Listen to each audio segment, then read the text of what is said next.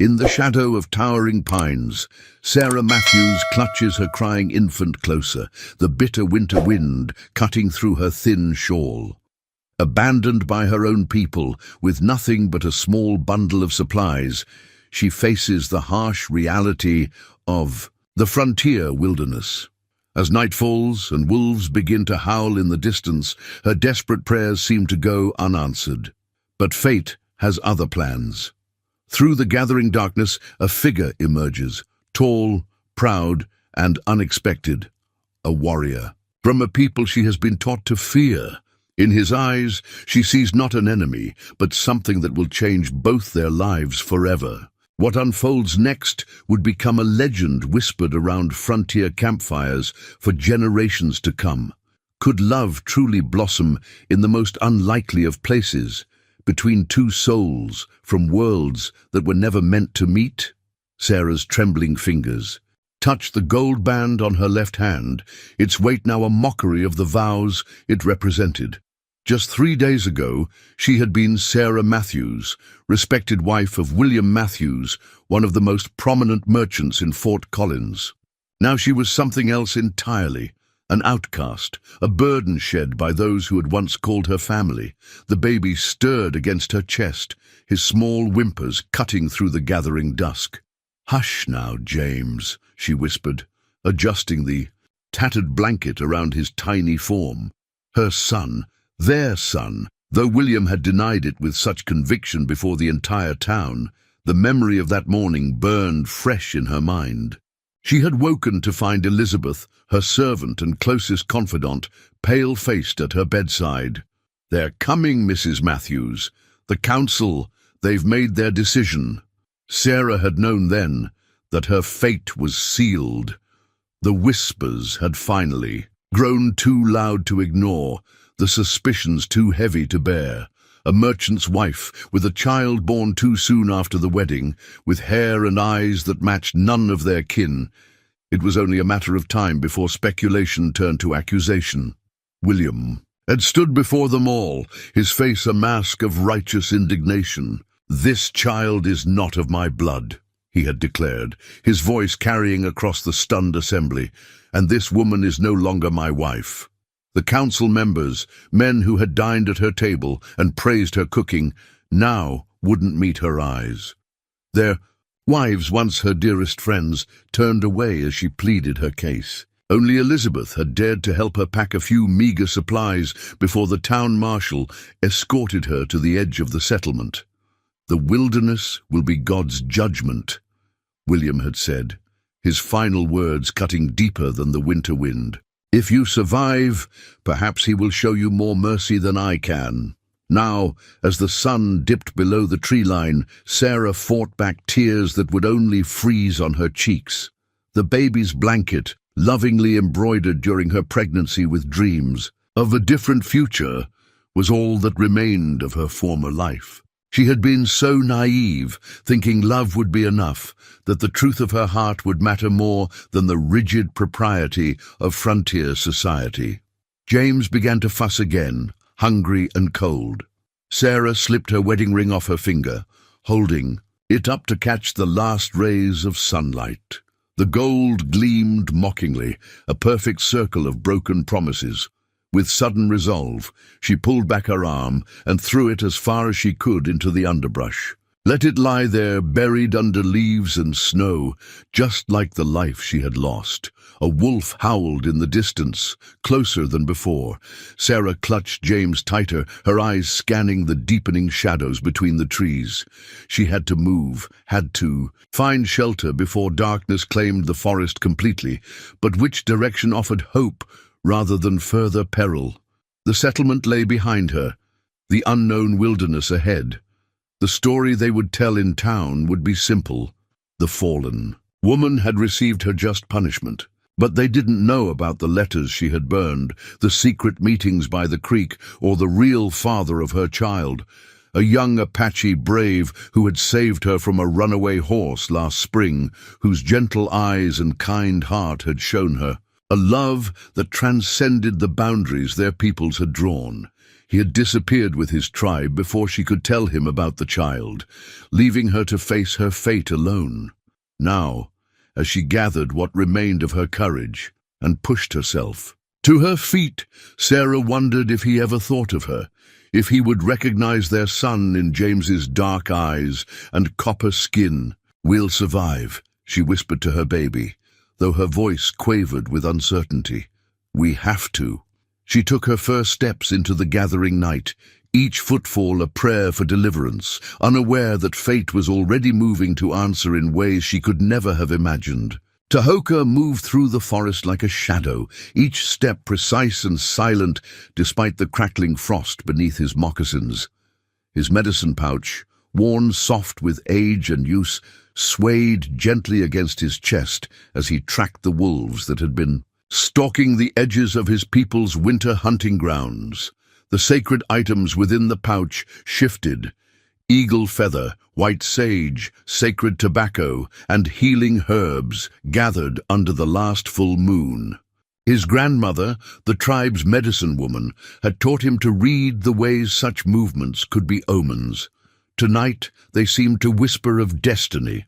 The wolf tracks led him deeper into the pine forest, but something else caught his attention, the unmistakable sound of a baby's cry carried on the bitter wind. He froze, every sense alert. White settlers rarely ventured this far into Apache territory, especially not with an infant in the dead of winter. His hand instinctively moved to the knife at his belt. The last time settlers had come this deep into the forest, they had been hunters looking to claim Apache's scalps for bounty, but this cry spoke of vulnerability, not threat. The medicine pouch grew warm against his chest. Another sign. Tahoka touched it briefly, remembering his grandmother's words. "The Great Spirit often tests us by placing enemies in our path as brothers, and brothers in the form of enemies." He found them in a small clearing, a woman and child huddled against the base of a massive pine. The woman's dress spoke of settler origins, but something about her stirred a distant memory. She clutched the crying infant closer as he emerged from the shadows, her eyes wide with fear, but also recognition. Then he saw the child's face, and his heart stopped. Those eyes, that skin tone, he knew them as surely as he knew his own reflection. Memories of last spring flooded back, a runaway horse, a chance encounter by the creek, stolen moments that had changed him forever. He had searched for her afterward, but the tribe's seasonal migration had forced him to move on. "Sarah," he whispered, the English name feeling strange on his tongue after so many moons. She stared at him, tears freezing on her cheeks. "Running Wolf," she replied, using the name he had told her during their brief time together. I didn't know if I would ever see you again." The baby, his son, he realized with stunning clarity, had quieted at the sound of his voice. Tahoka felt the weight of this moment pressing down like fresh snow on pine boughs. By tribal law, he should report any settlers in their territory. By the settlers' standards, what had passed between them was forbidden, but the medicine pouch warmed again, and with it came certainty. Some laws were made by men, others were written in the stars, in the very blood that ran through their veins. He unwrapped his buffalo hide blanket and stepped forward, offering it to them. Sarah hesitated only a moment before accepting, her fingers brushing his as she took it. That simple touch bridged moons of separation, oceans of cultural division. "You have been cast out," he said, not a question but a statement. He had seen it before, how the settlers sometimes turned on their own with a cruelty that rivaled the worst winter storms. Sarah nodded, drawing the blanket around herself and the baby. They knew he wasn't my husband's child." She looked down at their son, then back at Tahoka with a mix of fear and hope. "I didn't know I was carrying your child when you left. I couldn't find a way to tell you." Tahoka knelt beside them, gently touching the child's cheek. The baby grabbed his finger with surprising strength, and in that grip he felt the pull of blood and destiny. The medicine pouch had led him here for a reason. "The wolves are coming," he said, scanning the darkening forest. And the night grows colder. My people's winter camp is 2 days' journey from here. He paused, knowing his next words would set all their fates in motion. I can take you there, but you must trust me completely. The path will not be easy. Sarah looked at their son, then back at Tahoka. In her eyes, he saw the same courage that had first drawn him to her, the spirit that had dared to love across boundaries of race and culture. I trust you, she said simply. I always have. Tahoka helped them to their feet, wrapping the buffalo hide more securely around them both. As he led them away from the clearing, he felt the medicine pouch grow still against his chest. The signs had been read, the choice made. Whatever came next, they would face it together. The first hours of their journey passed in tense silence, broken only by James's occasional whimpers and the distant howling of wolves. Tahoka led them through the darkness with uncanny precision, his knowledge of the forest evident in every chosen path and avoided obstacle. Sarah struggled to keep pace, her town boots ill-suited for the snowy terrain. Each step was a battle against exhaustion and cold, but she pressed on, drawing strength from the solid presence of Tahoka ahead and the precious weight of James against her chest. When they reached a small cave just before dawn, Tahoka held up his hand for them to stop. He disappeared inside for a moment, checking for predators before emerging and beckoning them in. We rest here, he said in his careful English. The storm comes soon. As if summoned by his words, fat snowflakes began to fall. Sarah sank gratefully onto the cave floor, her legs trembling with fatigue. James had fallen into an exhausted sleep, his small face peaceful against her shoulder. Tahoka worked quickly and efficiently, gathering wood and starting a small fire near the cave's entrance. The flames cast dancing shadows on the rock walls as he pulled items from his pack, dried meat, a water skin, and a newly carved wooden spoon he offered to Sarah. Eat, he said, passing her a strip of dried buffalo meat. You need strength, Sarah. Accepted the food with murmured thanks, watching as he moved about the cave with practiced ease. In the firelight, she could study him properly for the first time since their reunion. He was exactly as she remembered from their spring encounters.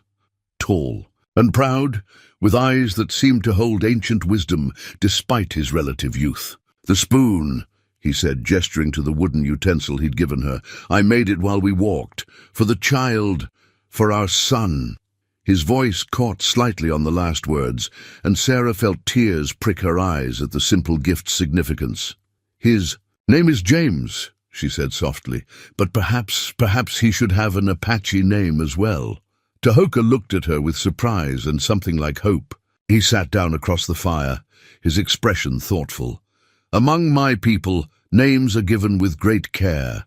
They must be earned or revealed through signs and dreams. Sarah nodded, remembering the stories he had told her during their secret meetings by the creek. Those precious moments when two worlds had briefly touched, sharing knowledge and dreams before duty and circumstance tore them apart. Tell me, she said, cradling James closer, what do your people believe about children born between two worlds? Tahoka was quiet for a long moment, adding small sticks to the fire. Such children are rare, he finally said. Some see them as a bridge between peoples, others as a sign of weakness. He met her eyes across the flames. But my grandmother, our medicine woman, she speaks of ancient prophecies, of a time when the barriers between tribes would fall, when new blood would bring new strength. A log cracked in the fire, sending sparks spiraling upward. James stirred, making small, hungry sounds, and Sarah adjusted her shawl to nurse him. Tahoka respectfully averted his eyes, but not before she caught the wonder in his expression at seeing his son. I have lived among my people and watched the white settlers, he continued. Both sides cling to their fears like shields, seeing only enemies where there might be brothers. But when I found you that day by the creek, he touched the medicine pouch at his chest. The signs were clear, though I tried to deny them. Sarah remembered that day with perfect clarity. her horse spooked by a rattlesnake, Tahoka appearing like a spirit from the forest to grab the reins. The look that passed between them, transcending language and prejudice, the weeks of secret meetings that followed, each one a step deeper into a love they knew was forbidden. "And now?" she asked, her voice barely above a whisper. "What do the signs tell you?" Tahoka reached into his pouch and pulled out a handful of herbs, sprinkling them over the fire. A sweet, earthy aroma filled the cave. "They tell me that every path has its purpose, that what seems like an ending may be a beginning." He looked at James, then back at Sarah. "But the path ahead will not be easy. My people, they will not all understand." "Nor would mine," Sarah said with a touch of bitterness, remembering the cold faces of the town council. "Though I suppose they're not my people anymore." "No," Tahoka agreed, but his voice was gentle. "Now you must find a new people, or perhaps—" He smiled slightly. "We must become our own." The storm outside grew stronger, but inside the cave, a different kind of warmth began to grow. As James drifted back to sleep, Sarah found herself sharing the story of her banishment, the words pouring out like a river breaking through ice. Tahoka listened intently, his face showing anger at her treatment, but also deep understanding. When she finished, he rose and came around the fire, sitting beside her. From his pack he pulled out a small clay pot of salve. "For your feet," he explained, gesturing at her blistered heels. "Tomorrow's journey will be harder." The simple act of him tending to her wounds broke something open inside Sarah. Tears she had held back for days finally fell, not of despair this time, but of relief. She had lost one life, but perhaps in this cave with the storm raging outside, she was finding another. Dawn broke over the forest with painful brightness, sunlight reflecting off fresh snow. Sarah stood at the cave's entrance, watching as Tahoka knelt in the snow, examining something she couldn't see. The storm had passed, leaving behind a transformed world of white silence. "Your boots," Tahoka said, returning to the cave. "They will not serve here." From his pack he produced a pair of deerskin moccasins, decorated with intricate beadwork. "These belonged to my sister before she joined her husband's tribe. They should fit." Sarah touched the soft leather reverently. The beadwork told a story she couldn't read, but she could feel the history in every stitch. "I can't take these. They're too precious." "To survive here," Tahoka said firmly, "you must learn new ways, starting with your feet." He knelt before her, helping her remove her sodden boots. Her feet were blistered and raw from yesterday's journey. With gentle hands, he applied more of his healing salve before helping her into the moccasins. The difference was immediate. The supple leather molded to her feet, providing warmth and flexibility her rigid boots had lacked. Sarah took an experimental step, marveling at how differently she could feel the ground beneath her. "They speak to you," Tahoka explained, watching her. "Through them, you learn to read the earth's face." As they prepared to leave the cave, Tahoka showed her how to wrap James more securely against her body, using a long strip of deerskin to create a carrier that left her hands free. "My people carry their children this way," he explained. "It keeps them close to the mother's heart while allowing her to work." The day's journey became a series of lessons. Tahoka pointed out tracks in the snow, deer, rabbit, fox, teaching her to read the story they told. He showed her which trees offered the best shelter, which bark could be made into tea, which branches would make the driest firewood. "Watch how I walk," he instructed, demonstrating how to move through deep snow with minimal effort. "The snow is not your enemy. It can be your path, your water, your shelter." Sarah tried to mimic his movements, finding a new rhythm in the way he seemed to glide rather than trudge. James, warm and secure in his new carrier, slept peacefully against her chest. Near midday, they paused in a small clearing. Tahoka disappeared briefly, returning with a handful of dried berries he'd spotted beneath the snow. As they shared this simple meal, Sarah noticed him watching her with an intensity that made her cheeks warm despite the cold. "What is it?" she asked. "You move differently already," he said. "Less like a settler woman, more like—" He paused, searching for the right words. "More like someone who belongs here." The compliment touched her deeply. In the settlement, she had always felt slightly out of step, too curious about the world beyond the fort walls, too eager to learn the ways of the land and its original people. It had been one of the things that had drawn her to Tahoka during their spring encounters, his willingness to share his knowledge, to see her curiosity as a strength rather than a flaw. As they continued their journey, Sarah found herself sharing memories of their earlier meetings, filling in the pieces of their story that each had missed. She told him of her growing certainty about James's parentage, the increasingly desperate attempts to hide her condition, the final bitter confrontation with William. Tahoka listened, his face darkening at the mention of her former husband. "Some men," he said carefully, "mistake cruelty for strength. My people believe a man's true worth is measured by how he treats those under his protection." The afternoon sun was beginning to dip when Tahoka suddenly stopped, raising his hand for silence. Sarah froze, every sense alert as he'd taught her.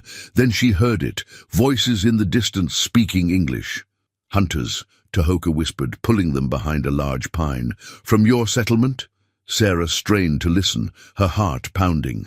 "I don't recognize the voices, but—" She clutched James closer. "They could be looking for me." Tahoka's expression grew grave. "Then we must be as the deer, swift and silent." He studied the terrain ahead, then pointed to a rocky ridge. "There is another path, known only to my people. It will add a day to our journey, but it will keep us safe," Sarah finished. She adjusted James in his carrier and nodded. "Lead on." As they changed course, climbing higher into the mountains, Sarah realized that each step took her further from her old life, not just in distance but in way of being. The moccasins on her feet, the child secured to her chest in the Apache way, the growing ability to move quietly through the winter forest, all of it was transforming her into someone new. That night, as they made camp in a sheltered hollow, Tahoka taught her to build a fire using the methods of his people. Her fingers were clumsy at first, but he was patient, guiding her hands until the spark caught and flames bloomed. "Tomorrow," he said as they sat beside their small fire, "we will reach the hunting grounds where some of my people make their winter camp. They will have many questions." Sarah looked down at James, peacefully nursing in the firelight. "Will they accept us?" Tahoka touched the medicine pouch at his chest, a gesture she was coming to recognize as his way of seeking guidance. "They will accept what the spirits have clearly blessed," he said finally, "but we must be prepared to prove ourselves worthy of that blessing." Sarah nodded, understanding that tomorrow would bring new challenges, new lessons, new ways of proving herself. But for now, in this moment, she felt a peace she had never known within the settlement's walls. Here, under the vast, star-filled sky, with Tahoka's quiet strength beside her and their son in her arms, she was finally walking the path she was meant to find.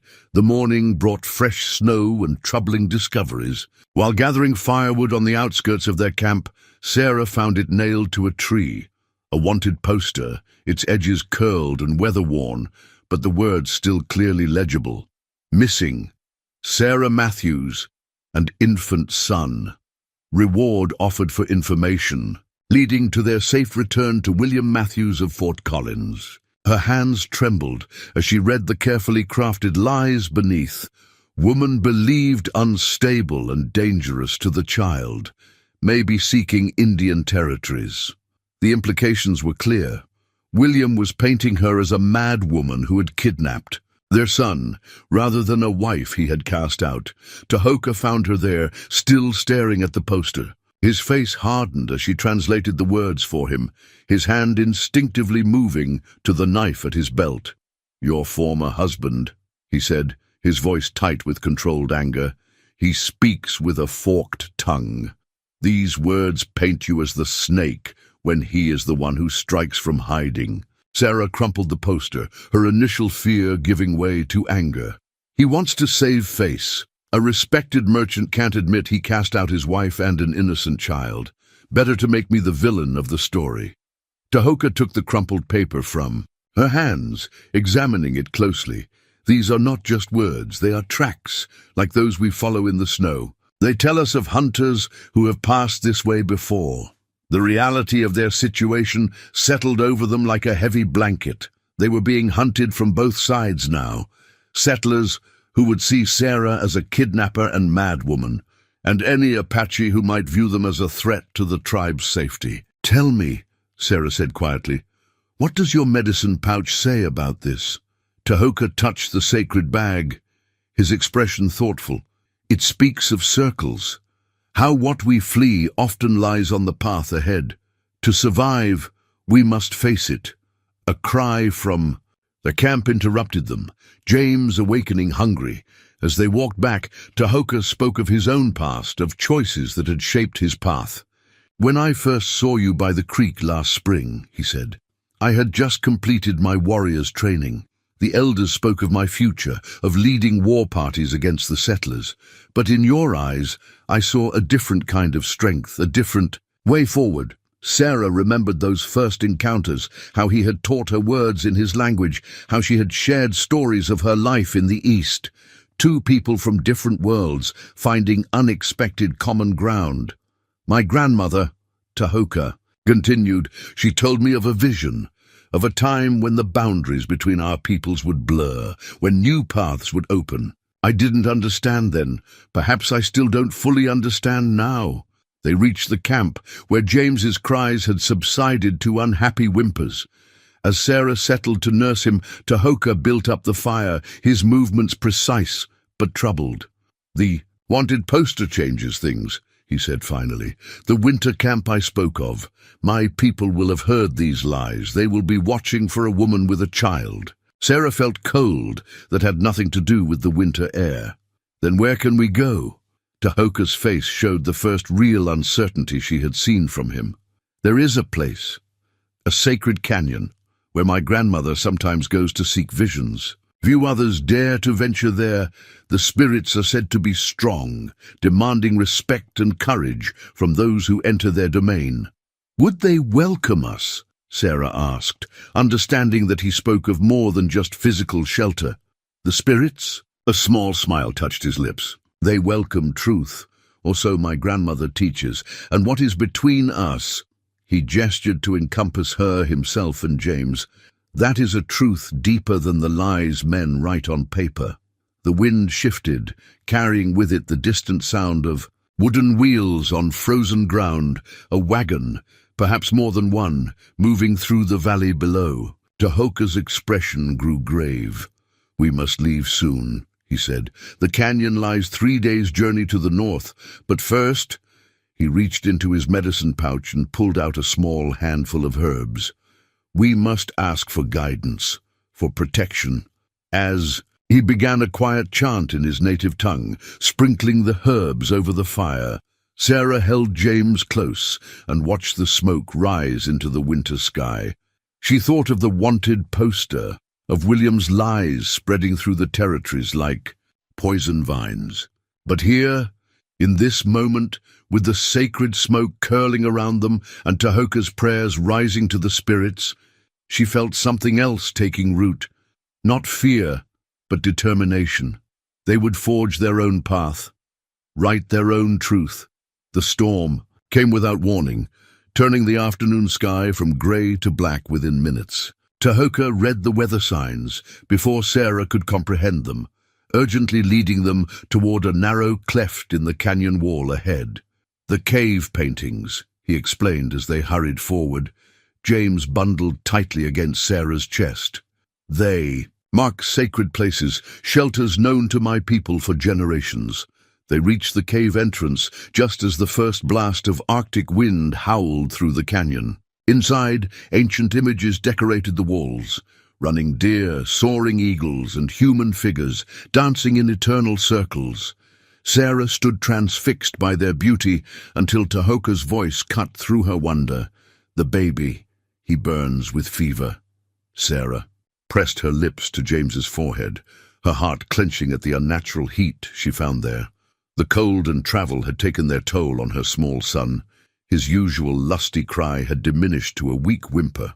"Here," Tahoka said, already clearing a space near the cave's rear wall. "The ground holds warmth from the earth's heart." He pulled fresh sage and other herbs from his medicine pouch, his movements swift but certain. Sarah laid James on the buffalo. Tahoka spread out, her hands shaking as she unwrapped him. The infant's skin was flushed, his breathing rapid and shallow. "I don't know what to do," she whispered, maternal fear clawing at her throat. Tahoka knelt beside them, his face calm but intense. "Then we will learn together." He began crushing herbs between smooth stones, speaking softly as he worked. "My grandmother taught me the old ways of healing, the plants, the prayers, the power of belief. They worked together like strands in a basket." Outside, the storm raged with increasing fury, but inside the cave, a different kind of power was building. Tahoka mixed the crushed herbs with melted snow, creating a paste that he gently applied to James's chest and feet. His hands moved with ritual precision as he chanted in his native tongue, the words seeming to draw strength from the ancient paintings surrounding them. "What are you saying?" Sarah asked, mesmerized by the rhythm of his voice. "I ask the spirits of this place to recognize this child as their own," he translated between verses. "He carries the blood of two peoples. He bridges two worlds. His fever burns not just from sickness, but from the struggle between these worlds within him."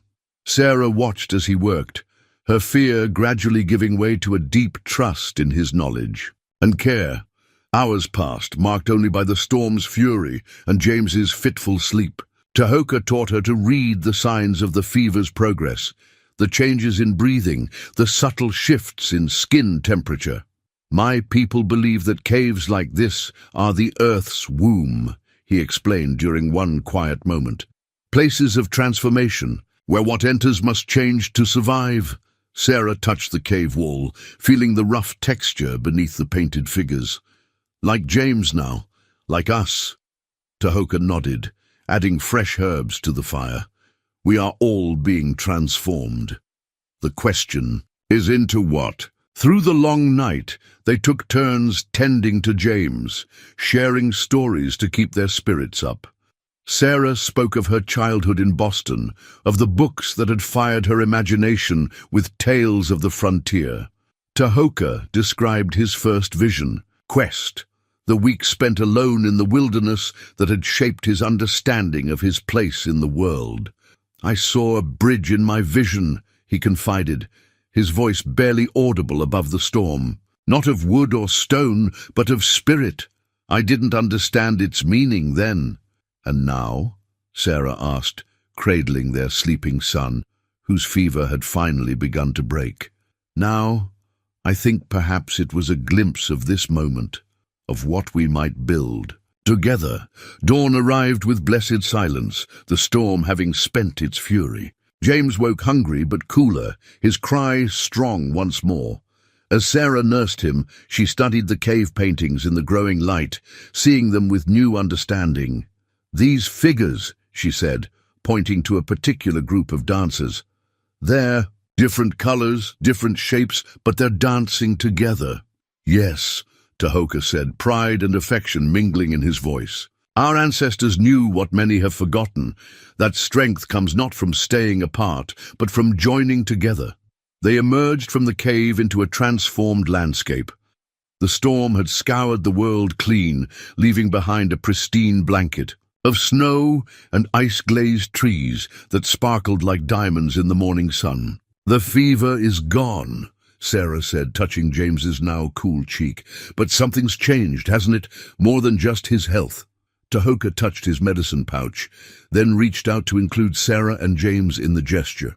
"The spirits of this place have claimed him, claimed us all. We are no longer merely wanderers seeking shelter. We are becoming something new." As they prepared to continue their journey, Sarah cast one last look at the cave and its ancient artwork. She understood now that they had entered it as separate individuals fleeing their pasts, but they had emerged as something else, a family forged in crisis, blessed by ancient spirits, ready to face whatever lay ahead together. The buffalo horn. Your cup was smoothed by generations of hands, its surface etched with symbols that told stories Sarah was only beginning to understand. Tahoka had presented it to her that morning, after she successfully identified 3 medicinal plants he had shown her the day before. "This belonged to my grandfather," he explained, turning the cup to show her the intricate markings. "He was a great teacher among our people. When someone showed true desire to learn our ways, he would share water with them from this cup." Sarah traced the carvings with reverent fingers. "What do the symbols mean?" "Here," Tahoka pointed to a spiral pattern, "is the journey of life, and these lines crossing it are the paths we choose." His finger moved to a series of interconnected circles. "These represent the connections between all things, earth and sky, day and night, one people and another." They sat together beside a small stream, James sleeping peacefully in his carrier.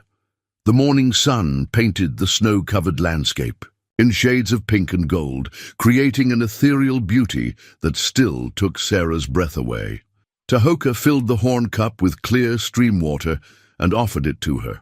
"Among my people, sharing water like this is more than just drinking. It is accepting the wisdom the water carries." Sarah took the cup, feeling the weight of tradition in her hands. As she drank, Tahoka began to sing softly in his native tongue, a melody that seemed to rise from the earth itself. "It's a teaching song," he explained between verses, "about a young eagle who must learn to fly in a new sky." His eyes met hers with meaningful intensity. Sometimes the greatest wisdom comes from leaving the familiar behind. Later that day, as they continued their journey toward the sacred canyon, Tahoka began teaching her more complex aspects of his people's culture. He explained how the Apache measured time not by rigid calendars, but by the rhythms of nature, the movement of stars, the blooming of certain plants, the migration patterns of animals. "Each season speaks if you learn to listen," he said, showing her how to read weather signs in the way snow clung to tree branches. The wind, the clouds, the birds, they all have messages for those who understand their language. Sarah found herself absorbing these lessons with an eagerness that surprised her. The structured world of the settlement, with its rigid schedules and artificial boundaries, seemed increasingly distant and confining. In town, she reflected, watching a pair of ravens soar overhead, we were taught that nature was something to be conquered, tamed, but here, she gestured to the wild beauty around them. "Here I'm learning that we're part of it all, aren't we?" Tahoka smiled, pleased with her understanding. "Yes, my people believe that separation from nature is like separation from our own spirits. To live in harmony with the land is to live in harmony with ourselves." As they made camp that evening, Tahoka showed her how to prepare a traditional meal using ingredients they had gathered along the way. He taught her the prayers of gratitude that accompanied each step of the preparation, explaining how the act of cooking was itself a form of communion with the spirits. "When my grandmother cooks," he said, showing her how to arrange herbs in a specific pattern, "she says that each meal is a story we tell to the spirits. The way we handle the food, the prayers we speak, the sharing of the meal, all of it matters." Sarah thought about the formal dinners she had hosted as William's wife, with their rigid etiquette and superficial conversations. This was something entirely different, a sacred act that connected them to both earth and sky. Using the horn cup, they shared the meal together, and Sarah felt something shift inside her. She was no longer merely learning Apache ways as an outsider. She was beginning to see the world through their eyes, to feel the deeper rhythms that pulsed beneath the surface of things. "Tomorrow," Tahoka said as they watched the stars emerge, "we will reach the entrance to the sacred canyon. The path there is difficult, but it is not the physical challenge that concerns me." Sarah understood his meaning. The spirits of the place. They will judge us, won't they?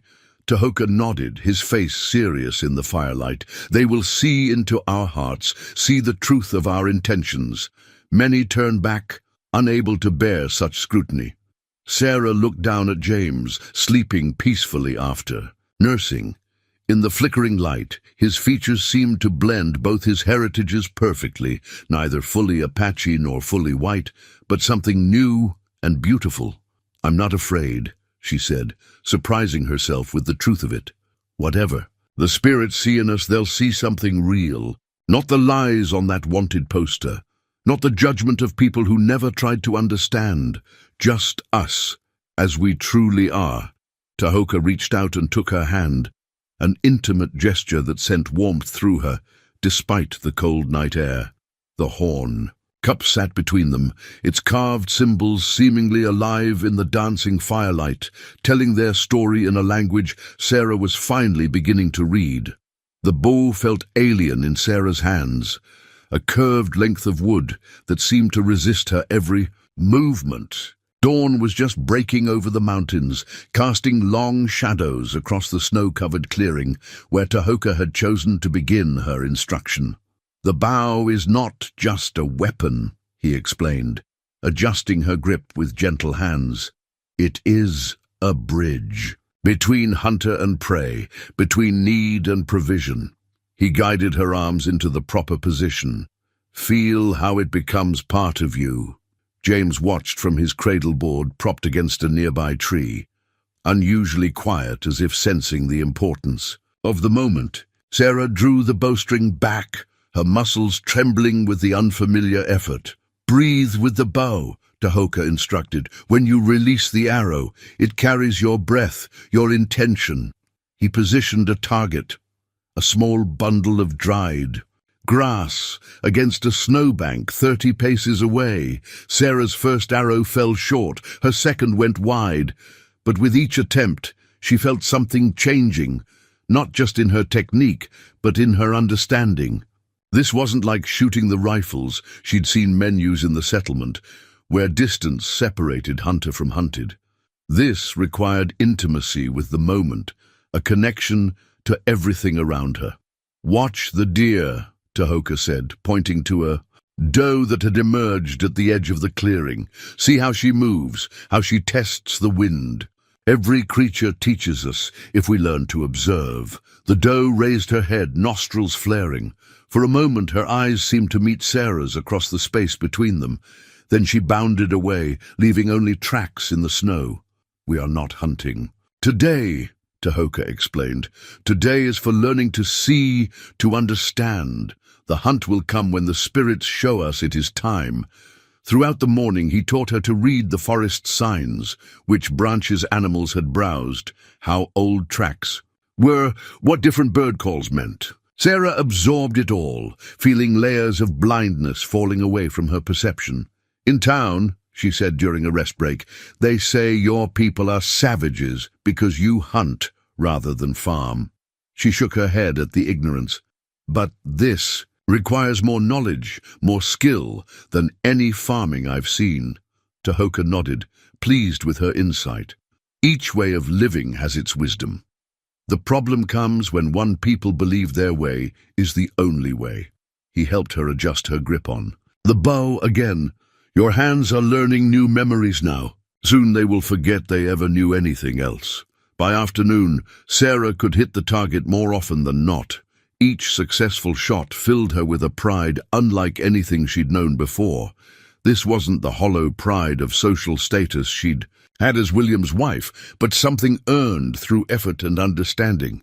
"Now," Tahoka said as the sun began to decline, "you must make your own arrows." He showed her how to select the right wood, how to straighten shafts using heat, how to attach feathers with sinew and pine pitch.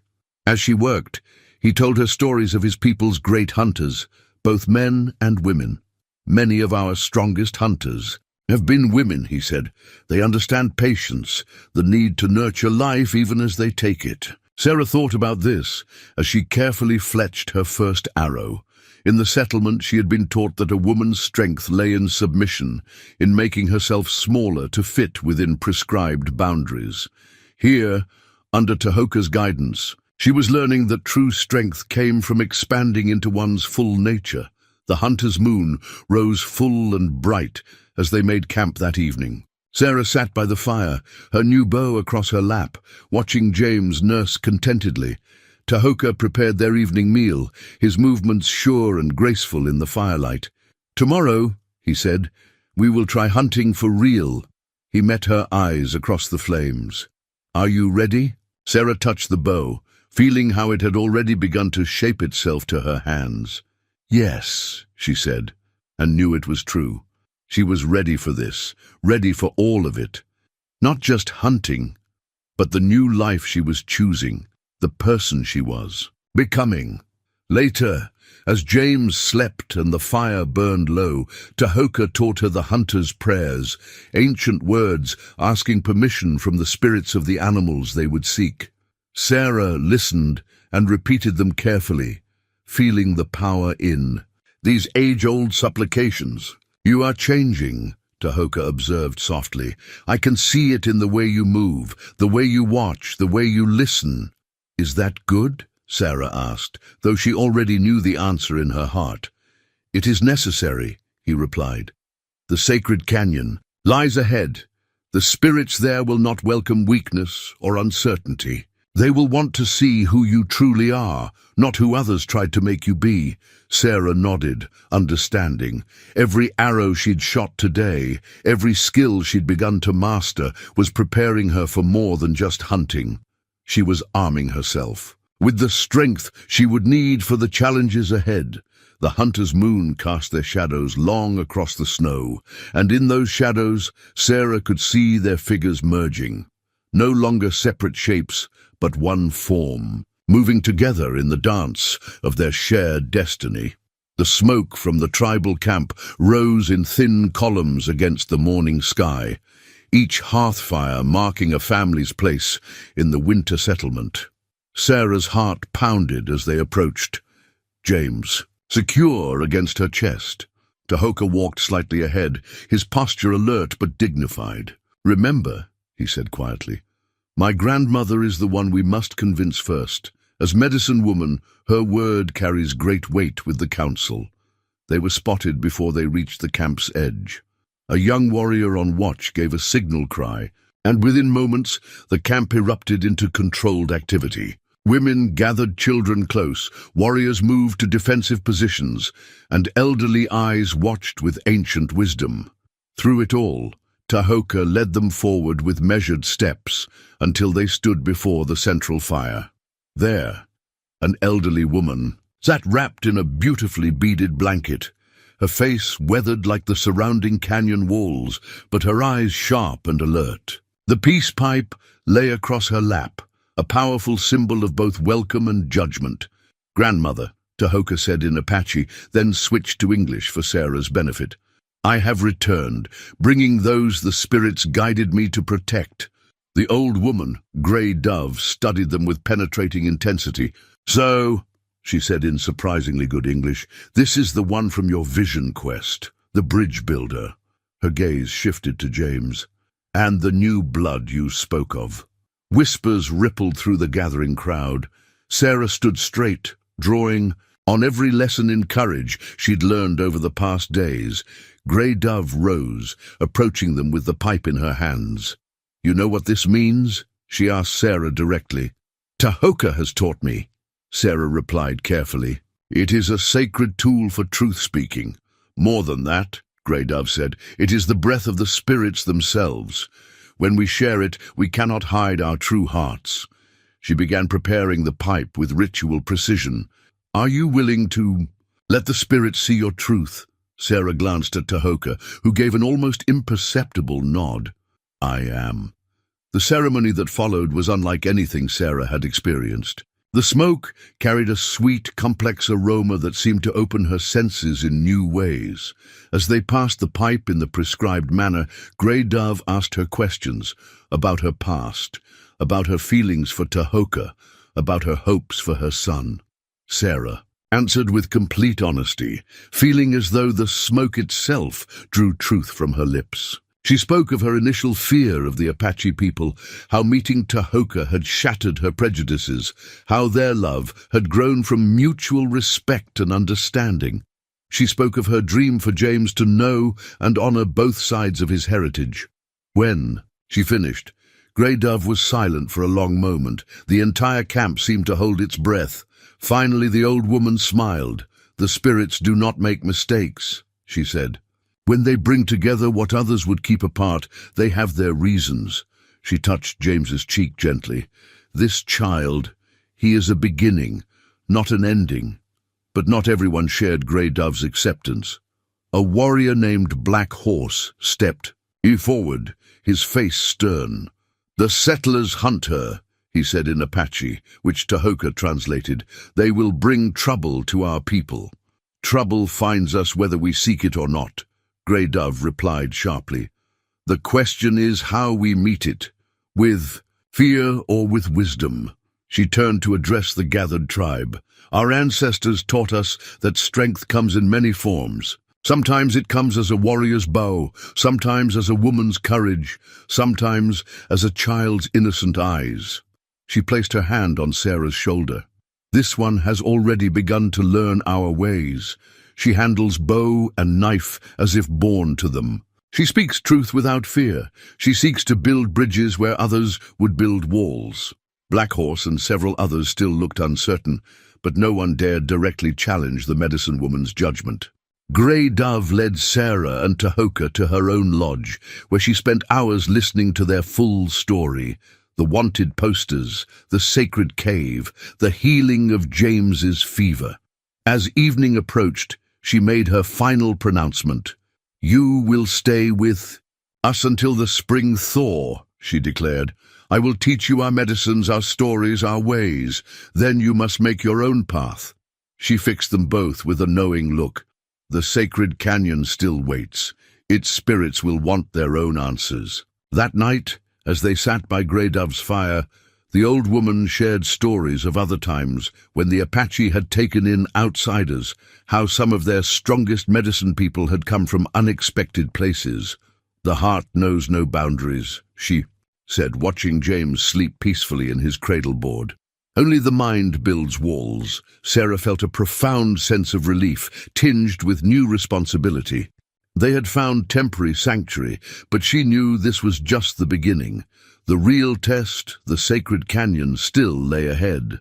But for now, watching Tahoka speak softly with his grandmother, seeing the acceptance in the faces around the fire, she allowed herself to hope that they were building something new and meaningful, something that might help bridge the vast divide between their peoples. Sarah's journal lay open beside her as she ground herbs in Grey Dove's lodge.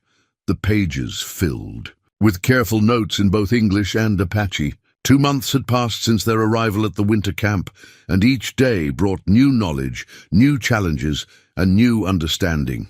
"The bark must be ground finer," Grey Dove instructed, watching Sarah's technique with sharp eyes. "Medicine must go down smooth as water to do its work properly." Sarah nodded, adjusting her grinding motion. She had learned to read the old woman's moods, to understand when correction was actually praise in disguise. The journal had been Grey Dove's idea, a way to preserve knowledge that might otherwise be lost. "Your people write everything down," the medicine woman had said, "while mine hold it all in memory. Perhaps there is wisdom in both ways." A commotion outside drew their attention. Black Horse and his hunting party had returned, but their usual disciplined order was broken by urgency. Tahoka, who had been teaching young warriors nearby, moved to meet them. Sarah followed, James secure in his cradleboard on her back. She caught fragments of rapid Apache conversation, words about settlers, about tracks in the snow, about papers nailed to trees. Her heart sank even before Tahoka turned to translate. "They found more wanted posters," he said quietly, "closer than before. And there are wagon tracks, several wagons moving together." "Settlers?" Sarah asked, though she already knew the answer. "A search party," Black Horse cut in, his English clipped but clear. They offer much money now for the woman and child. His eyes held accusation. They say she stole tribal secrets, say she bewitched an Apache warrior. Sarah felt the weight of stares from around the camp. 2 months of slowly building trust seemed to waver like smoke in the wind. But before the whispers could grow, Grey Dove's voice rang out. "Bring me these papers," she commanded. "Let us see what new lies they tell." The posters, when brought, were worse than before. They painted Sarah as a thief of sacred knowledge, claiming she had stolen tribal medicines and secrets. The reward had indeed grown substantial, enough to tempt even those who might otherwise stay uninvolved. "Clever," Grey Dove said, studying the papers. "They use fear of both peoples against us. Settlers fear their women going native, while tribes fear their knowledge being stolen." She looked at Sarah. "How do you answer these charges?" Sarah stood, straight, speaking in the Apache she had worked hard to learn. "My journal is open to all. What I learn with permission and respect. I seek to build understanding, not steal secrets." She opened the journal, showing the careful drawings of plants, the notes on their preparation, the Apache words written phonetically beside their English translations. "Every page holds gratitude for your teachings. Every herb I grind, every medicine I make, carries prayers of thanks." Grey Dove nodded approvingly, but Black Horse was not so easily swayed. "The settlers will not stop," he argued. "They will bring more men, more guns. Already they press closer to our winter grounds." "Then perhaps," Tahoka spoke up, "it is time we considered the sacred canyon." A hush fell over the gathering. Even Black Horse looked uncomfortable at the mention of that forbidden place. "The canyon," Grey Dove mused. "It has been many winters since anyone sought permanent shelter there." She looked at Sarah thoughtfully. "The spirits there demand much from those who would make it their home." "We're ready," Sarah said, surprising herself with her certainty. She touched the journal, then the medicine pouch she now wore at her hip. "Everything you've taught us, it's been preparing us for this, hasn't it?" Grey Dove smiled, the expression transforming her weathered face. "Perhaps.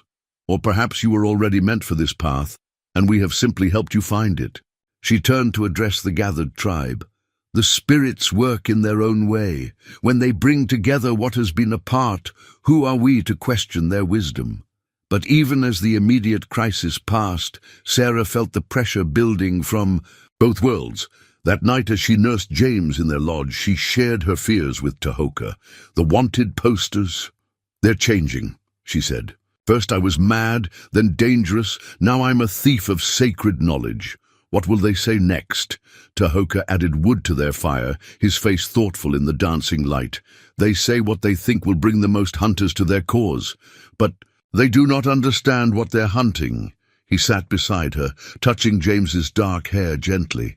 "We are not what they think we are. We are something new, something they have no words for yet." Sarah leaned against him, drawing strength from his certainty. The journal lay nearby, its pages filled with more than just medical knowledge. It had become a record of their journey, a testament to the possibility of bridging worlds.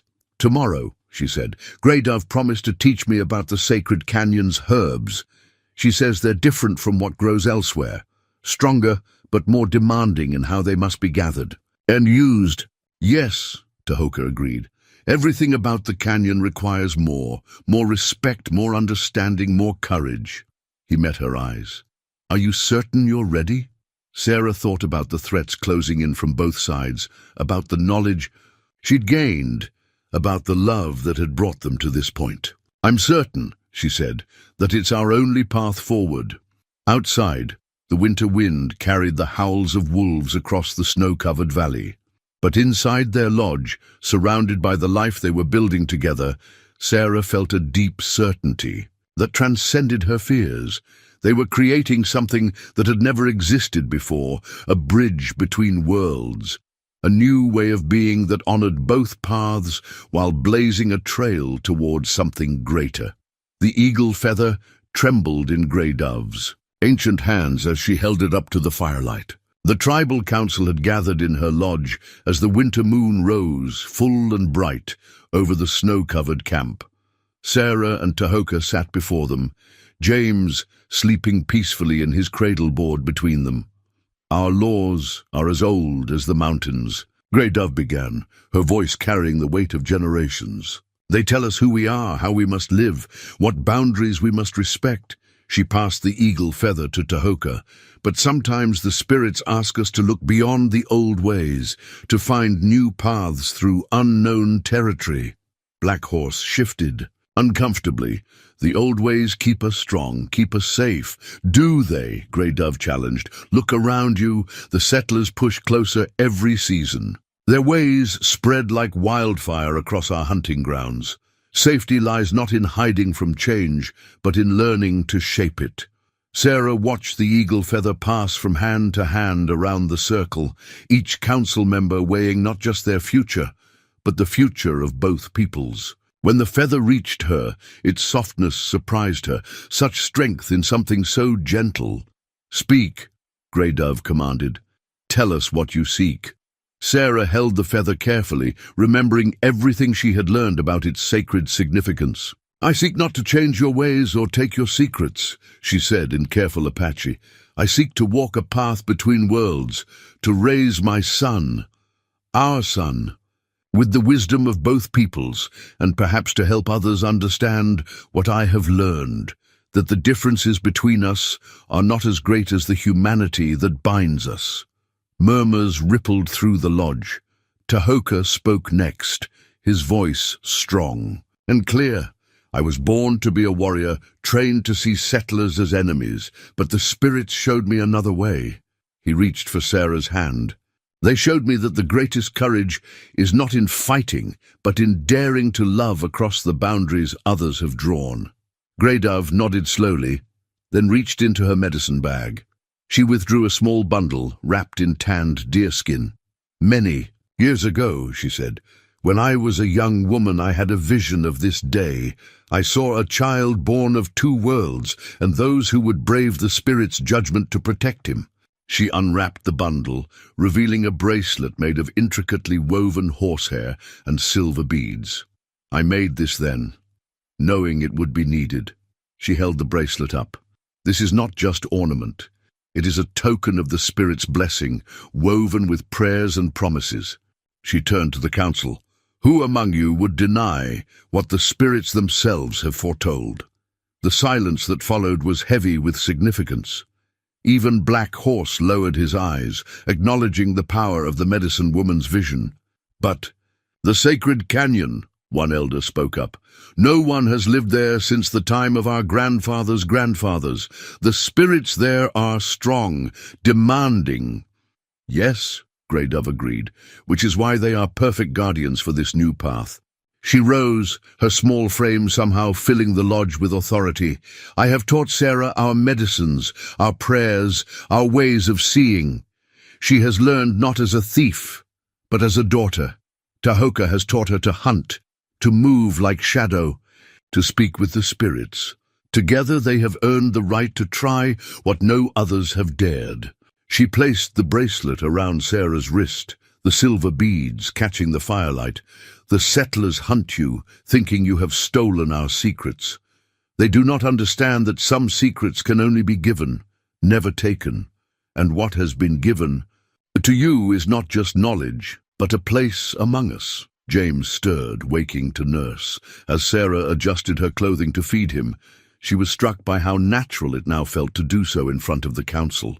She was no longer the proper settler's wife who had to hide such things. She had found a different kind of propriety, one based on the simple honesty of life itself.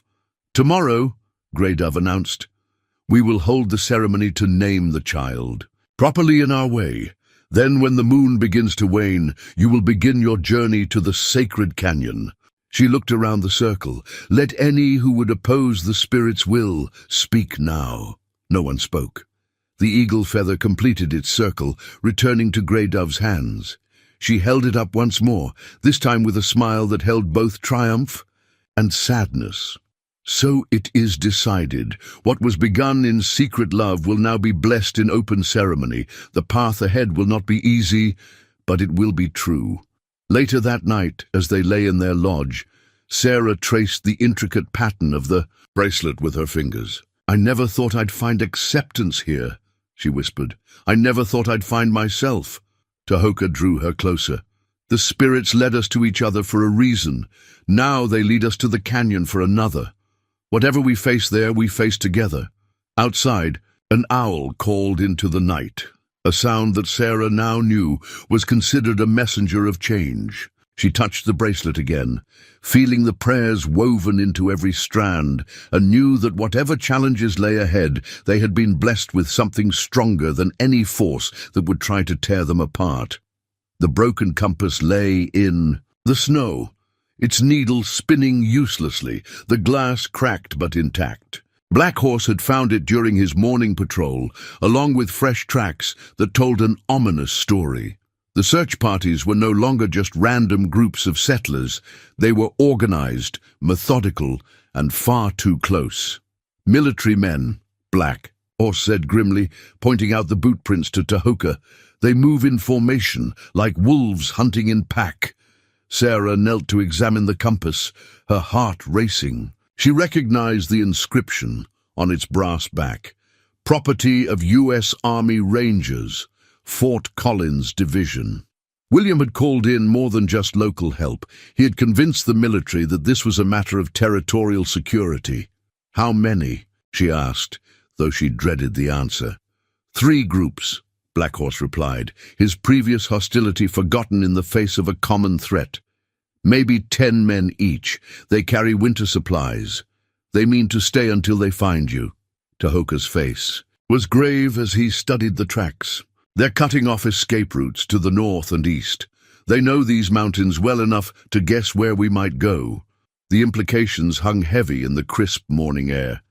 The sacred canyon lay to the northwest. For now, their planned route remained clear, but that could change quickly. Back in the camp, preparation for their departure had taken on new urgency.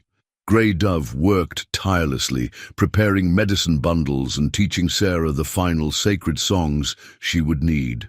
The old woman's face showed the strain of compressed time.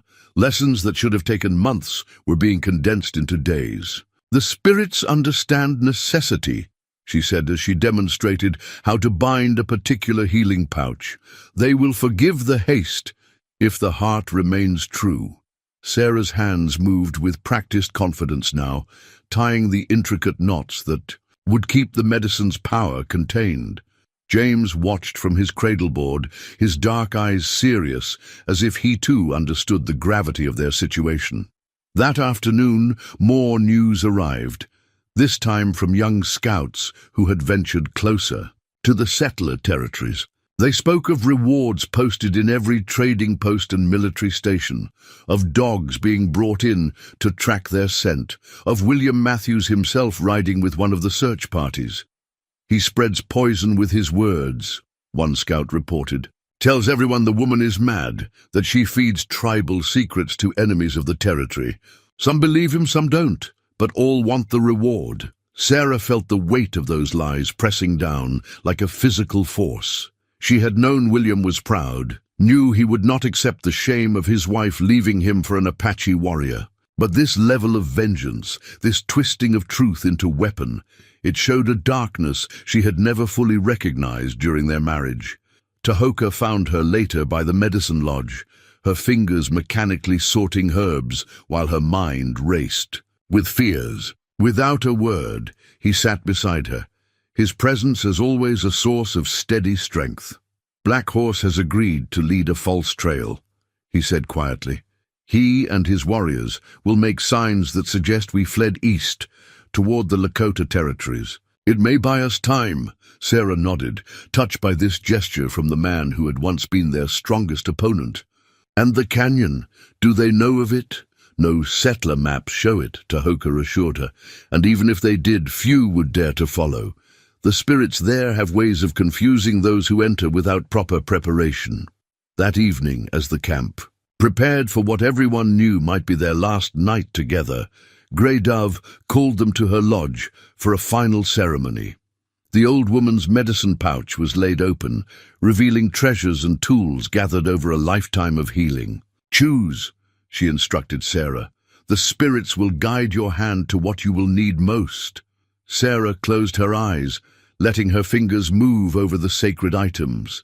They settled on something smooth and cool, a stone that seemed to pulse with its own inner warmth. When she opened her eyes, Grey Dove was smiling. "The dreaming stone," she said approvingly. "It helps one see the true path when all others are clouded. Your heart chose well." As they left the lodge, the sound of distant howling drifted through the winter air, but these were not wolf voices. "Dogs," Tahoka said tersely. "They've started the hunt in earnest." Sarah clutched the dreaming stone, feeling its warmth spread through her palm. Tomorrow they would leave the safety of the camp, striking out for a place that existed more in legend than in any settler's map. Looking at the complex mix of determination and worry on the faces around her, she realized that they were all entering unknown territory. Not just she and Tahoka, but the entire tribe, choosing to help forge a path between worlds. That night, as she nursed James one last time in the medicine lodge, she caught sight of her reflection in a polished silver mirror. The woman who looked back at her bore little resemblance to the settler's wife who had been cast out months ago. This woman's eyes held both wisdom and wildness. Her bearing showed strength earned through trial, and around her wrist, the blessed bracelet gleamed with promises yet to be fulfilled. The warrior's shield caught the morning sun, its painted surface gleaming with sacred symbols that seemed to move in the light. Grey Dove had insisted Sarah take it, though such shields were typically reserved for proven warriors. "Its medicine is strong," the old woman had said. "It will protect more than just your body." Now crouched behind a snow-covered boulder with James secured tightly to her back, Sarah understood.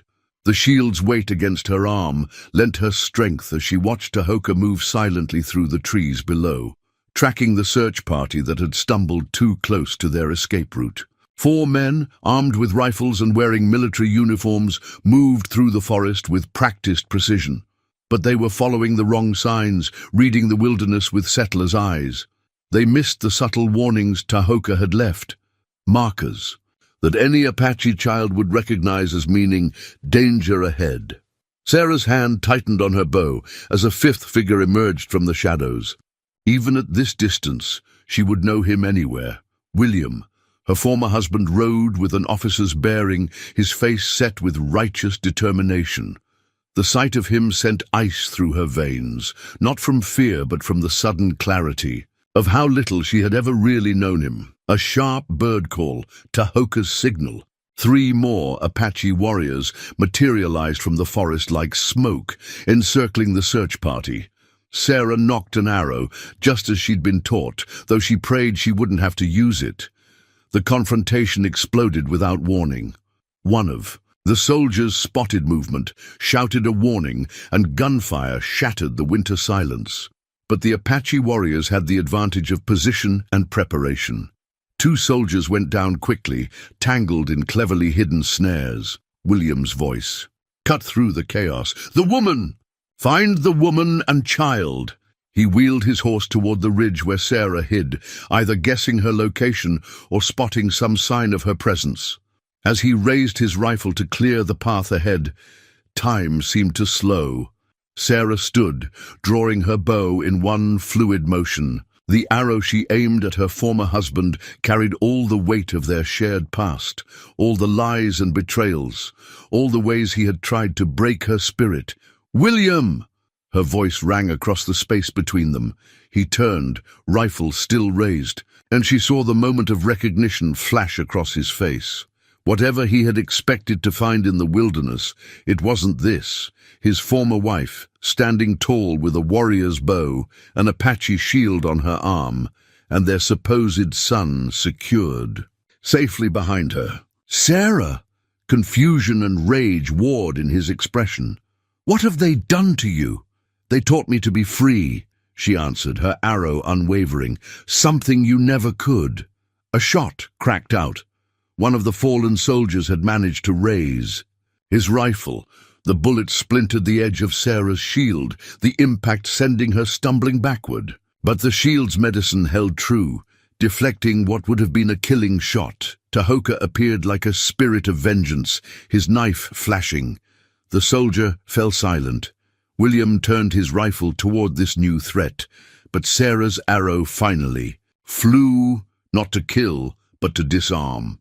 The shot struck true, knocking the weapon from his hands. In the sudden quiet, William stared at his empty hands, then at Sarah, as if seeing her for the first time. "You've gone native," he spat. "Gone mad. Just like they say." "No," Sarah replied calmly, nocking another arrow. "I've finally found my true path. Leave this place, William. Tell your soldiers that we've gone east, toward Lakota territory. If you follow us further—" She let the threat hang unspoken. "You would choose these savages over your own people?" William's voice cracked with disbelief. "They are my people now." Sarah felt the truth of it resonating through her entire being. "And they have shown more humanity than you ever did." Tahoka appeared at her side, his presence solid and reassuring. Two more Apache warriors emerged, leading horses they'd captured from the fallen soldiers. The message was clear: the settlers were being offered a chance to retreat. William's face hardened into a mask she remembered all too well. "This isn't over. I'll bring back more men, more guns. The army won't stop until—" "Until what?" Sarah cut him off. "Until you admit that your wife chose an Apache warrior over you, that the child you claimed as yours never was. How much blood are you willing to spill to protect your pride?" Something flickered in William's eyes, doubt perhaps, or a glimmer of understanding. But he mounted his remaining horse without another word, helping one of his wounded men up behind him. As they rode away, Sarah kept her arrow nocked until they disappeared into the forest. Only then did she lower her bow, her hands shaking with the aftermath of confrontation. James, miraculously, had remained quiet throughout, as if understanding the need for silence. Now he stirred against her back, making small sounds of hunger and discomfort. Tahoka touched the shield's scarred edge where the bullet had struck. "The old one's medicine is strong," he said softly, "but we cannot count on such protection twice. We must reach the canyon before they return with more men." Sarah nodded, knowing they had bought time, but not safety. She looked at the shield, seeing how the bullet's impact had added to its story, becoming part of its medicine. Like her own scars, visible and invisible, it told a tale of survival and transformation. The warriors efficiently gathered what supplies they could use from the fallen soldiers, leaving proper burial markers that would lead their comrades to the bodies. Even in victory, the Apache way demanded respect for the dead. As they prepared to move on, Sarah caught Tahoka watching her with an unreadable expression. "What is it?" she asked. "You could have killed him," he said simply. "Your arrow was true enough." "Yes," she agreed. "But then I would have proven him right about me, about us. Sometimes mercy is the stronger choice." Tahoka smiled, touching the blessed bracelet on her wrist. "Now you truly speak with Apache wisdom." They left the battlefield as the sun reached its peak, moving faster now, knowing that time had become their most precious resource. Behind them, the warrior's shield bore its new scar proudly, its medicine grown stronger for having been tested in combat. The silver locket surfaced unexpectedly from Sarah's medicine pouch as she searched for herbs, spilling into her palm like a piece of moonlight. Within its tarnished curves lay two images. On one side, a miniature painting of her former life. Sarah in her settler's dress, hair properly arranged. On the other, a small sketch grey dove had made of Sarah, Tahoka, and James, drawn with pigments made from earth and berries. She had forgotten about the locket until this moment, as they sheltered in a concealed cave just a day's journey from the sacred canyon's entrance. Outside, a bitter wind howled through the mountain passes, carrying the distant sounds of pursuit. "They're trying to surround the mountain," Tahoka said, returning from his scouting mission. His face was grave. 3 groups, one from the east, one from the south, and, Sarah prompted, though she feared she knew what was coming. "William leads the 3rd group from the west. They have Apache trackers with them." His voice held no judgment, but Sarah understood the implications. Some of their own people had been convinced or coerced into helping the search parties. James stirred in his cradleboard, making small sounds of discontent. The past few days of hard travel had taken their toll on all of them, but especially on the baby. Sarah lifted him out, settling him to nurse, while she considered their dwindling options. "How long until they reach us?" "Before nightfall, if this wind doesn't worsen." Tahoka knelt beside them, his hand gentle on James's dark hair. "The canyon entrance is still clear, but if we wait—" A new sound cut through the wind, dogs barking, closer than before. Sarah's heart clenched, but her voice remained steady. "Then we don't wait. We go now." They moved swiftly, abandoning anything that wasn't absolutely essential. Sarah tucked the locket back into her medicine pouch, its dual images a reminder of everything at stake. The warrior's shield, still bearing the scar from William's soldiers. Bullet was strapped securely across her back. They had covered perhaps a mile when the first shot rang out, echoing off the canyon walls. A group of riders had spotted them, William's voice carrying on the wind as he urged his men forward. "There! Don't let them reach the canyon." What followed was a desperate race against both human pursuers and nature itself. The wind grew fiercer, driving snow into their faces as they climbed higher into the mountain passes. More shots fired, but the weather worked in their favor, making accuracy impossible at this range. Then disaster struck. A bullet found one of their pack horses, sending vital supplies tumbling down a rocky slope. As Tahoka rushed to retrieve what he could, William and 2 soldiers emerged from the swirling snow, rifles raised. "It's over, Sarah," William called out. "You've led us on quite a chase, but it ends here." His voice held a strange mix of anger and something else, perhaps regret or even admiration. Sarah positioned herself between the rifles and Tahoka, the warrior's shield ready. James, secured tightly to her back, remained remarkably quiet, as if sensing the gravity of the moment. "You're right, William," she replied, her voice carrying clearly despite the wind. "It does end here, but not the way you think." She saw the moment William finally noticed the locket hanging from her medicine pouch, its silver surface catching what little light penetrated the storm. Recognition flickered across his face. He had given her that locket on their wedding day. "Look at you," he said, his rifle unwavering, "dressed like a savage, speaking their tongue, carrying their medicines. What happened to the proper Boston lady I married? She grew into someone stronger." Sarah held his gaze.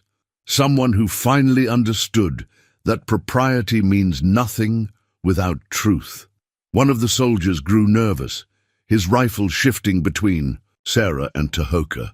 "Sir, we should take them now, before what?" Sarah cut in. "Before you have to face the truth too? That your commanding officer's wife wasn't stolen or bewitched, that she chose to leave, that the child you're all supposedly trying to rescue is not even his." The words hit William like physical blows. The other soldiers exchanged uncertain glances, their rifles drooping slightly. "The child—" William's voice was hoarse. "I knew, didn't I? Deep down I knew he wasn't mine. But still I thought—" "You thought ownership was the same as love," Sarah finished for him. "Just as you thought marriage gave you the right to own me." Tahoka had managed to retrieve their most critical supplies. He stood now at Sarah's side, his presence steady and sure. The contrast between the 2 men had never been clearer. William rigid with his settler's certainties, Tahoka fluid and adaptable as the wild itself. The wind suddenly intensified, and with it came a new sound, a deep thrumming that seemed to emanate from the mountain itself. The sacred canyon was close, its spirit stirring. "Listen to me, William," Sarah said, her voice taking on an authority she had never dared show in their marriage. "You can keep chasing us, keep risking men's lives, keep spreading lies across the territory, or you can accept that some things cannot be owned or controlled. Choose now." Perhaps it was her words, perhaps the otherworldly sound growing stronger, or perhaps simply exhaustion, but something finally broke in William's rigid posture. "Stand down!" he ordered his men, lowering his own rifle. "Stand down!" As the soldiers backed away, William remained, looking at Sarah with new eyes. "The army will want answers," he said. "Tell them we went east, toward Lakota territory." She replied, "Tell them whatever saves your pride. But know this, if you ever threaten my family again, I won't show mercy twice." William nodded slowly, understanding the truth in her words. He turned his horse, then paused. "You were never really going to lose, were you?" "No," Sarah said softly. "But neither am I owned by anyone now. I belong to this path, this life I've chosen." They watched until William and his men disappeared into the swirling snow. Only then did Sarah allow herself to lean against Tahoka, the emotional weight of the confrontation finally hitting her. "The canyon's spirits," Tahoka said, holding her close. "They spoke to him through you." Sarah touched the locket, feeling the two images it contained, not opposing sides of herself anymore, but stations on a journey that had led her exactly where she needed to be. The ceremonial blanket unfolded like a story beneath Grey Dove's weathered hands, its intricate patterns blending Apache designs with symbols Sarah recognized from her former life. The old woman had worked through the winter nights to create this unprecedented gift, weaving together two traditions, just as Sarah and Tahoka had woven together two lives. "The spirits guided my hands," Grey Dove explained, spreading the blanket in the sacred canyon's heart.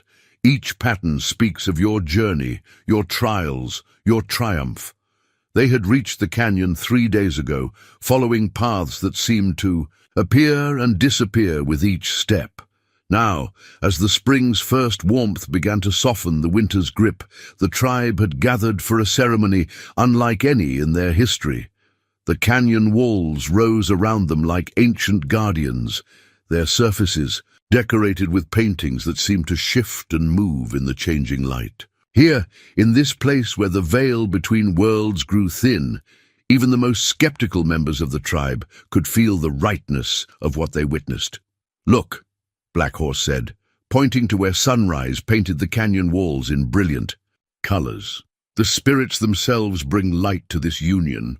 Sarah wore a dress that combined settler's cloth with Apache beadwork, her hair braided in the tribal way, but intertwined with ribbons from her old life. Tahoka stood beside her in traditional Apache ceremony dress, but with a string of silver. Buttons from Sarah's world adorning his shirt, Grey Dove began the ceremony by burning sacred herbs, their smoke carrying prayers skyward. "We stand in a place between worlds," she announced in both Apache and English, "as these two before us stand between worlds. The spirits have guided them here through danger and doubt to show us a new way forward." She draped the ceremonial blanket around both their shoulders, its weight settling like a blessing. Sarah felt James stir in his cradleboard, now decorated with symbols from both his heritages. His small sound of contentment seemed to echo off the canyon walls. "In the old days," Grey Dove continued, "we would have forbidden such a union. The settlers would have punished it. But the spirits speak with new voices in new times. They show us that strength comes not from remaining pure and separate, but from learning to blend like rivers joining to form something greater." She produced a clay bowl filled with sacred water collected from both mountain springs and settler wells. As she spoke ancient prayers, she mixed into the water pine needles from the forest where Sarah and Tahoka first met, dust from the cave where they had healed James, and earth from the battlefield where they had chosen mercy over vengeance. "Drink," she commanded, offering the bowl first to Tahoka, then to Sarah. Let these waters bind you as the spirits have bound you. The water tasted of earth and sky, of past and future. As Sarah drank, she felt a warmth spread through her body, as if the canyon itself was embracing her. Tahoka spoke his vows first, in both languages. I pledge my life to this new path we create together, not as warrior to settler, not as man to woman, but as spirit to spirit, walking in balance between worlds. Sarah's voice was clear and strong as she responded, I pledge my heart to this journey we share, not running from one life to another, but building something new from the wisdom of both. Grey Dove nodded in approval, then turned to address the gathered tribe. Who witnesses this union? The spirits witness, came the traditional response. But Black Horse stepped forward to add, something new, and we witness. Not just Apache eyes, but new eyes that see how the world must change if we are to survive in it. The ceremony concluded with a sharing of gifts that symbolized their joined paths. Sarah presented Tahoka with a compass, not broken like the one, that had warned them of danger, but whole and true, representing guidance through unknown territory. Tahoka gave Sarah an eagle feather mounted in silver, combining natural power with crafted beauty. As the ceremonial songs filled the canyon, Sarah looked around at the faces of those who had become her people. She saw not just acceptance now, but understanding. They had all been changed by this journey, all learned to see beyond the boundaries of tradition. The ceremonial blanket settled around them like a map of their future, not a single straight path, but a pattern of interconnected ways forward. In its weaving, Sarah could read their whole story. The fear and flight that had brought them together, the courage that had kept them going, and now this new beginning, blessed by ancient spirits in a place where worlds could meet and merge. The beaded cradle board took shape under Sarah's skilled hands as spring turned to summer in the sacred canyon. Each bead she wove into the design told part of their story. Blue for the river where she and Tahoka first met, white for the snow they had traversed together, red for the dawn of their new life. The baby moves like a butterfly, she told Tahoka, touching her swollen belly. A year had passed since their ceremony, and now new life grew within her, a child conceived in freedom and blessed by both worlds. James, now walking and speaking a mixture of English and Apache, played nearby with the medicine pouches Sarah used to teach him about healing plants. At not quite 2 years old, he moved easily between cultures, as natural in his Apache ways as in his settler habits. He will be a bridge builder like his parents, Grey Dove had said during her last visit, watching the boy name plants in both languages. The sacred canyon had proven to be more than just a refuge. Its spirits, once feared for their demanding nature, had become guardians and teachers. Under their influence, both Sarah and Tahoka had grown into roles they never expected. Word of their success had spread through subtle channels. Other mixed couples, hidden in the shadows of both societies, began to seek them out. The canyon, vast and maze-like to those who didn't know its ways, provided shelter for those willing to learn its paths. Another family arrives tomorrow, Tahoka said, returning from his patrol. A Cheyenne man and his settler wife. They heard of us from the trading post near Fort Collins. Sarah nodded, adding another bead to her work. William keeps his word then, spreading stories of us going east while silently directing others here. Her former husband had undergone his own transformation. Though they never met face to face again, his actions spoke of change. The military patrols now avoided the canyon territory, and occasionally supplies would appear at predetermined spots. Medicine, tools, and books that helped them build their growing community. Black Horse arrived that afternoon, leading a hunting party that now regularly brought supplies to the canyon dwellers.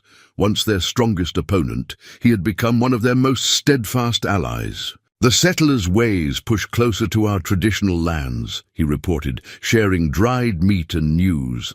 But they speak differently now of the people. Your story has become legend among them, the woman who found wisdom instead of savagery among the Apache. Sarah smiled, remembering how far they'd all come from those first days of suspicion and fear. And what do our people say? They say that change comes like a river. Fighting it brings only destruction, but learning to swim in its currents brings new strength.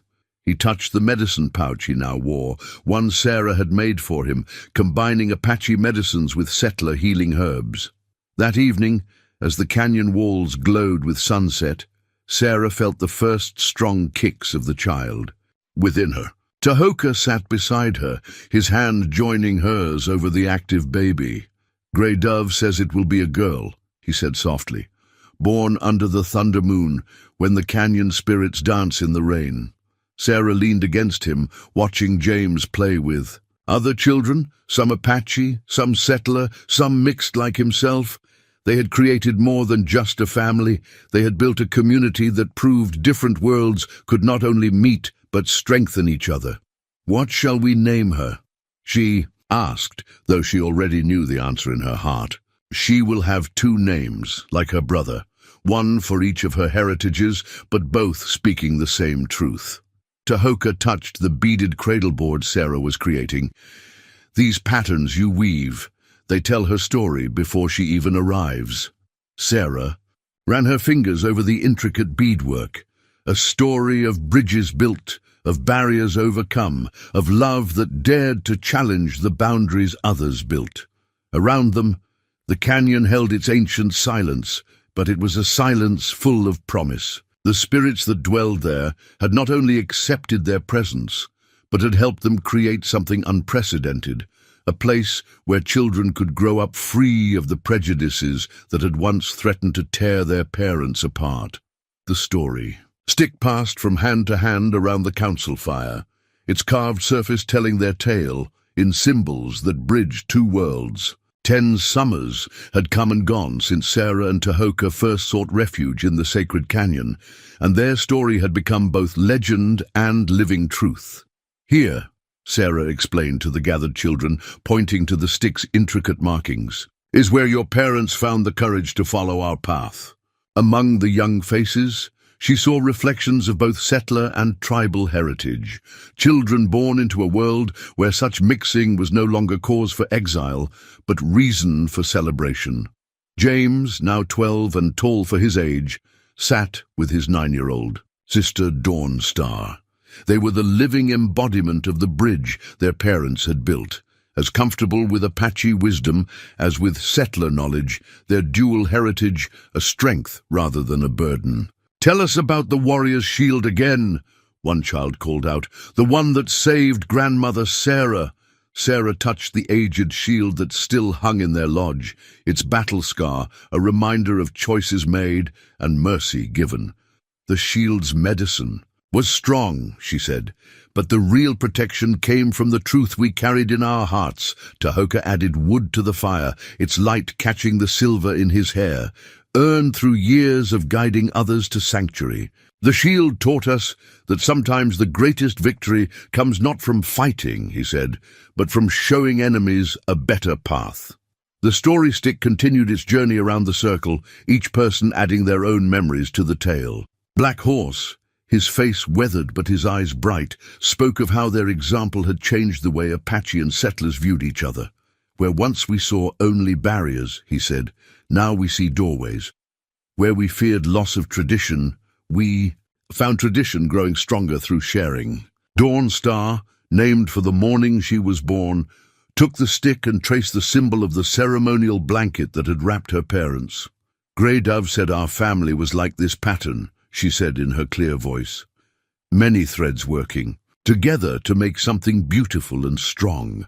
Sarah felt tears well in her eyes at the mention of the old medicine woman who had passed to the spirit world the previous winter. Grey Dove had lived to see her prophecy fulfilled, the canyon becoming a place where wounds between peoples could heal, where ancient wisdom could guide new ways of living. The trading posts that had grown near the canyon's outer valleys stood as testament to their influence. There, Apache medicines were exchanged for settler goods, languages were shared, and stories passed between cultures. William's son from his second marriage now managed the post, ensuring that those seeking the canyon's sanctuary could find their way. The spirits knew, Tahoka said softly, taking Sarah's hand as the story stick completed its circle. They led us here, not just for our own salvation, but to open a door for others. As the fire burned low and families began moving to their lodges, Sarah lingered, watching the stars wheel overhead. The canyon walls still held their ancient power, but now they sheltered hope instead of fear, possibility instead of prohibition. James approached, carrying his own medicine pouch, one that contained both his father's traditional herbs and remedies learned from settler doctors. "Mother," he said, "I've been thinking about what you and Father built here." "And what do you see?" she asked, recognizing in him the thoughtful wisdom that had always been his gift. "I see that love doesn't weaken traditions. It makes them stronger. Every story added to the stick makes the medicine more powerful." Sarah hugged him close, marveling at how the next generation could speak such simple truths that their elders had struggled so hard to learn. In the distance, a wolf's howl echoed off the canyon walls, not a warning now, but a reminder that all voices had their place in the greater song. The story stick would continue its journey, gathering new tales as the years passed. But its core would always tell of a woman and a warrior who dared to love across boundaries, of a child who brought two worlds together, and of ancient spirits wise enough to see that the greatest strength comes not from standing apart, but from finding ways to bridge the distances between hearts.